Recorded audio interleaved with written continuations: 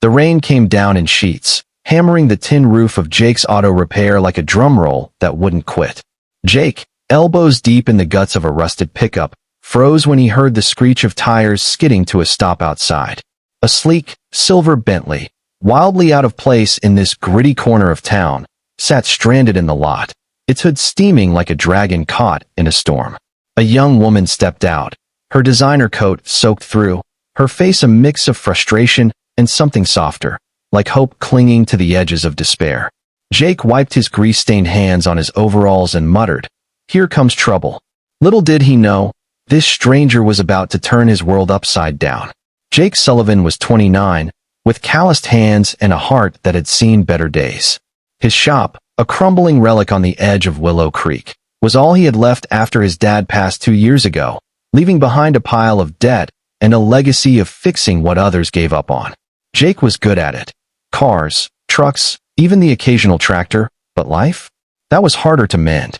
The bills were piling up, the bank was circling, and every night he fell asleep wondering if he'd lose the shop, his home, his everything. He didn't have time for dreams, let alone love. But fate, it seemed, had other plans. The woman pushed open the door, the bell jingling like a warning. She was striking, dark hair pulled into a messy bun, eyes like storm clouds, and a presence that filled the cramped shop. "Please," she said, her voice steady despite the rain dripping from her coat. "My car broke down, and I'm stranded. Can you help me?" Jake noticed the way her hands trembled, not from the cold, but from something deeper, something she wasn't saying. He nodded, grabbing his toolbox. "Let's take a look." Her name was Lila, she said, and the Bentley was hers, though she didn't seem proud of it. Jake popped the hood, expecting a simple fix, but the engine was a mess. Overheated, oil leaking, a radiator that had given up the ghost. "This ain't a quick job," he told her, squinting through the rain. "Might take a couple days, and it won't be cheap." Lila's face fell, but she nodded. "Do what you have to. I trust you." Those words, "I trust you," hit Jake like a wrench to the chest. Nobody trusted him like that, not anymore. As Jake worked on the car over the next 2 days, Lila kept showing up. Not to check on the Bentley, but to talk. She'd sit on a stool by the workbench, sipping coffee from a chipped mug, asking him about the shop, his life, his dreams. Jake wasn't used to talking, but Lila had a way of pulling words out of him. He told her about his dad, about the shop's history, about the time he fixed a neighbor's tractor just so they could harvest their crops before the bank took their land. Lila listened, really listened, her eyes locked on his like he was the only person in the world. It made Jake feel seen, maybe for the first time in years.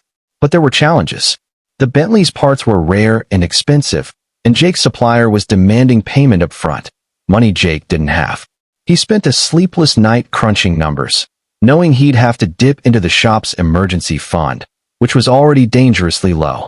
Then there was Lila herself. She was guarded, deflecting questions about her life with a smile that didn't quite reach her eyes. "I travel a lot," she'd say, or "I'm just passing through." Jake sensed she was running from something, but he didn't push. He knew what it was like to carry secrets. On the third day, Lila arrived with a bag of sandwiches from the diner across the street. "You've been working non-stop," she said, handing him a turkey club. "Least I can do is feed you." They sat on the shop floor, the rain quieter now, and shared the meal. Jake caught himself staring at her, at the way her laugh lit up the dim space, at the way her fingers brushed his when she passed him a napkin. His heart did something unfamiliar. It skipped, it ached, it hoped. But hope was dangerous for a man like Jake, who'd learned the hard way that good things didn't last. The car was nearly fixed when the first real challenge hit. Jake's landlord, a sour man named Hargrove, showed up with a notice. The shop was 3 months behind on rent, and Hargrove wasn't in a forgiving mood. "Pay up by the end of the week, or you're out," he barked before storming off. Jake stood frozen, the notice crumpled in his fist. Lila, who'd been organizing tools in the corner, saw the whole thing. "How much do you owe?" she asked quietly. Jake shook his head, pride stinging. "Doesn't matter. I'll figure it out." But Lila's eyes held his, steady and unyielding. "Let me help." He refused, of course. He wasn't about to take charity from a stranger, no matter how kind her eyes were. But Lila didn't push. She just kept coming back, helping with small tasks, making him laugh, making the shop feel less like a sinking ship. One night, As they worked late, she told him about her childhood, about growing up in foster homes, always moving, never belonging. "I've spent my life looking for a place that feels like home," she said, her voice barely above a whisper. Jake wanted to tell her she felt like home to him, but the words stuck in his throat. The next challenge came when Jake finally tracked down the last part for the Bentley, a radiator that cost more than he made in a month. He called in every favor, scraped together every penny, and drove 3 hours to pick it up himself. When he got back, Lila was waiting, her eyes red like she'd been crying. "You didn't have to do that," she said when he showed her the part. "You don't even know me." Jake shrugged, his voice soft. "I know enough." The truth came out the next day, when the Bentley purred back to life. Lila drove it around the block, then parked and walked back to Jake, her face unreadable. "There's something I need to tell you," she said. She took a deep breath and confessed. Her name wasn't just Lila. It was Lila Wentworth, heiress to a tech empire worth billions. She'd been hiding, running from the pressure of her family's legacy, from a life that felt like a cage. The Bentley was a gift from her father, one she rarely drove because it reminded her of everything she was trying to escape. Jake stood there, stunned, the wrench in his hand forgotten. "You're a billionaire?" he asked, his voice hoarse.